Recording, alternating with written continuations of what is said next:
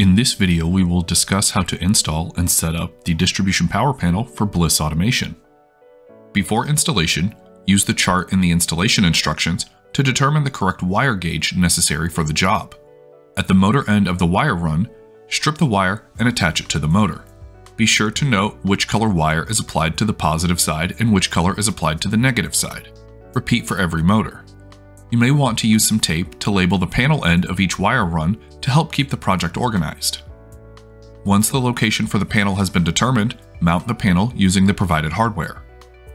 Remove as many plastic plugs as necessary to accommodate the wire runs. Strip the ends of the desired wire and feed it into the panel through one of the open holes. Having noted which color was connected to positive and which to negative at the motor, connect the corresponding colors to the correct ports on one of the entries in the panel. Be sure to tighten the screws to ensure a strong connection in the ports. Repeat with each wire run. Before plugging in the panel, ensure that every wire connection is secure and the power switch is off.